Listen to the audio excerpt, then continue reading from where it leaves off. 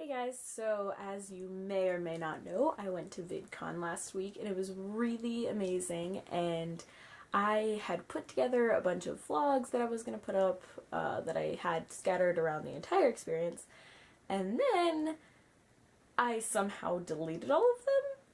So I kind of suck, but I have pictures and I'm just going to do a voiceover all of them and explain what's happening. Sorry, I'm stupid. I seriously don't know how I ended up deleting all of them. So yeah, here's my VidCon experience. Yes, it's true that I once went through life as a guy who always had to rhyme life with a strife. Yes, I've been burning through it all. Yes. So first I met up with my Tumblr friend Emily, who I had met earlier in the week, and we waited in line for registration for over an hour. Then we skipped the Kia main stage, which is like the opening ceremony for the convention, to get in line for the John and Hank meetup. We ended up being the second group there, so we got seats in the very front. I think I am affected by my relationships on those social networking platforms. I don't think that I'm affected by the platforms that much.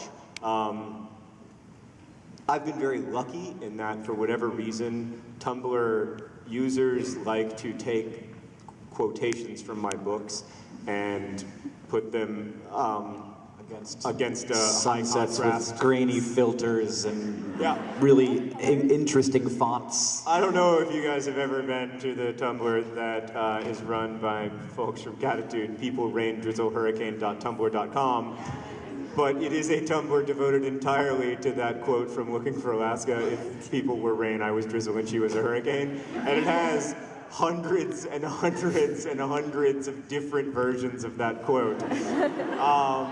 And I only joined Tumblr because I was so famous for that old people, rain, drizzle, hurricane thing. And I was like, I want to be with these people. Then we ran back down to the expo hall to get in line for the Dan and Phil signing, but they cut off the line right before we got there. So instead we went to Charlie's meetup, and Emily and I got to ask him questions, which my sister recorded for me. I love you. You're beautiful. Okay. Anyway, my question is, what's the most rewarding part of making a short film? The most rewarding part, having it be done. Definitely. Well, that was the most rewarding part of making a short film, is showing it to all of these people and hearing people laugh at jokes that I made, and applauding to something that I made. That's easily the most rewarding part, and that's why I wanted to do this, because I make videos for YouTube, and you can get a live reaction, but it's just not the same as people actually cheering and applauding. So yeah, that was the most rewarding part of making the film, is just showing it to all of you and having you just be so nice about it. So thank you. Thank you. Hi. First of all, I think you're really cute. Second of Are we all, just going to assume that everyone's just going to say that I'm beautiful?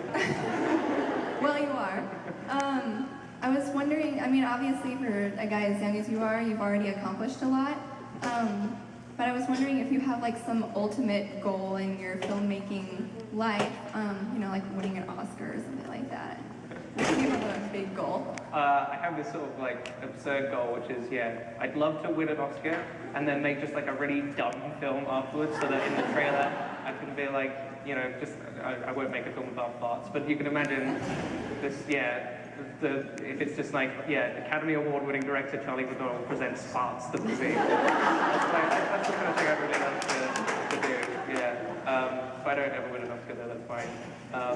I used to have the sort of ultimate goal of I want to make a feature film, but really I'd like to do that. I have ideas for web series and TV shows and things, so I don't have a finishing point. I just want to keep on doing it and improving and not stopping really. So yeah. Well, we like watching them. Then we went to the Lizzie Bennet Diaries panel, and it made me love the cast even more than I already did. Then my friend texted me saying that she went back to the Dan and Phil line and they were letting people in again, so she saved us spots and we went back down there. We waited in line for about 3 hours, but in the end it was totally worth it because we got hugs from both of them, and I ended up accidentally touching Dan's butt. Oops. Then we started heading back to the hotel when we ran into Mike Falzone, and I awkwardly asked him for an autograph. Later we went back to the concert at which Hank was performing, and We the Kings was also there, and I realized how much I actually like their music. Love is not about whether you get stabbed out slow, the knife gets sharp. The next day, we got to the convention center super early so we could get in line to meet John and Hank. Unfortunately, they weren't doing pictures, so my sister got pictures of me meeting them, and they're really bad, but that's okay. Then we went to the Daily Grace, Hannah Hart, and Mamrie meetup, and it was really funny and I had a good time. But my friends, I found an animal who doesn't feel this pain, and my life is so much better now that I can feel the same.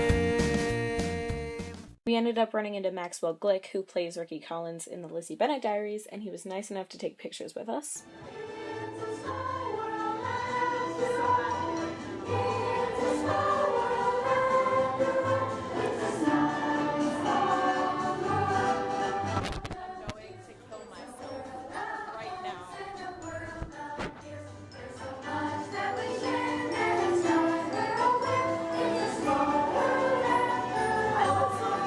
I'm pretty sure this ride is the 7th level of hell. I'm gonna die.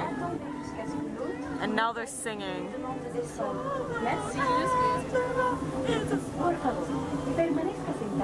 And then something crazy happened.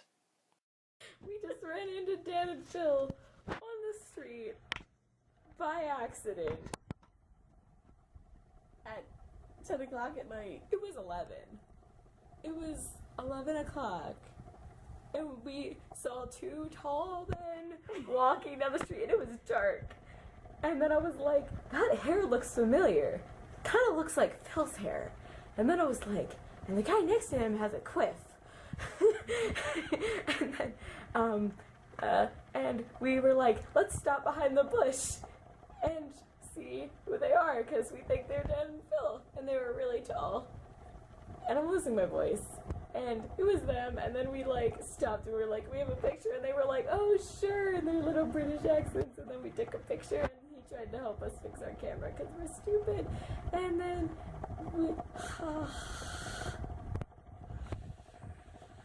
we met them twice in the matter of like 2 days. I'm shaking. I'm dead. Goodbye. Seriously, what is my life? Oh my god. You can't hate the night if you lived your whole life without light. You can't.